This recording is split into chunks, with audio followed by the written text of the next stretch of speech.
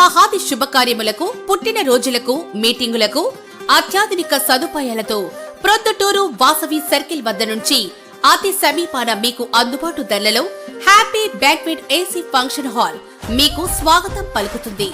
మా function hall నందు వంట సామాగ్రి మరియు విశాలమైన కార్ పార్కింగ్, అతి తక్కువ మెయింటెనెన్స్ ఖర్చుతో ఏ ఫంక్షన్ అయినా మా happy banquet AC function hall నందు జరుపుకొని ఆనందాన్ని పొందండి. బుకింగ్ కొరకు సంప్రదించండి. మా సెల్ నంబర్ 9100600238 7799 కడప జిల్లా వ్యాప్తంగా వైఎస్ఆర్ కాంగ్రెస్ పార్టీకి సంబంధించిన కార్యకర్తలకు, నాయకులకు,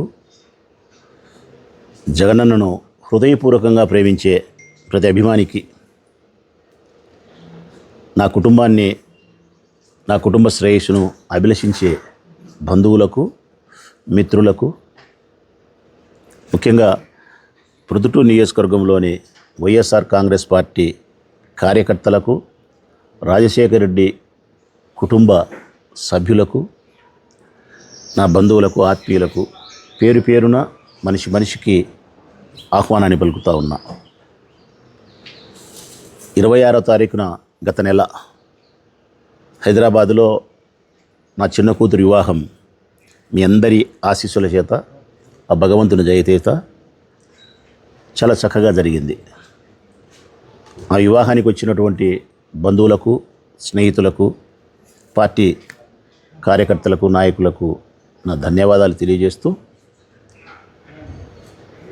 దూరం కాబట్టి హైదరాబాదు తక్కువ మందితో నేను వివాహం చేయాల్సి వచ్చింది. కానీ అది నా హృదయంలో అసంతృప్తిగానే ఉండిపోయింది. అది వైఎస్ఆర్ కాంగ్రెస్ పార్టీకి సంబంధించిన కార్యకర్తలే మా కుటుంబ సభ్యులు.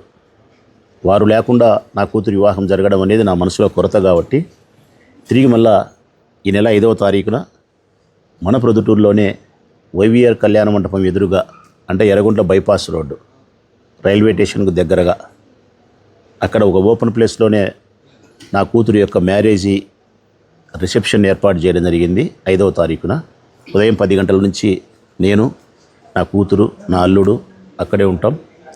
ప్రతి వైఎస్ఆర్ కాంగ్రెస్ పార్టీ కార్యకర్తను, మిత్రుణ్ణి, స్నేహితులను, సోదరిని, వ్యాపారస్తులను, డాక్టర్లను, లాయర్లను అందరినీ సాధ్యమైనంత వరకు పేరు పేరుగా మా కుటుంబ సభ్యులను కలుసుకొని ఆహ్వానించినాం. చాలా వరకు నేను అందరికీ ఫోన్లు చేసి పర్సనల్గా కూడా ఆహ్వానించినాం. దాదాపు 25,000 మందిని ఆహ్వానించినాం కాబట్టి నేను ఫిజికల్గా వచ్చి చాలామందిని ఆహ్వానించలేకపోయి ఉండొచ్చు. నా బావమర్దులు, మా అన్నగారు, నా భార్య, నేను ఫోన్ ద్వారా. అయినప్పటికీ కూడా నేను ఇంకా మిమ్మల్ని దగ్గరగా ఆహ్వానించాలనే సదుద్దేశంతోనే ఈ పాత్రికేయుల ద్వారా మిమ్మల్ని ఆహ్వానిస్తూ ఉన్నా.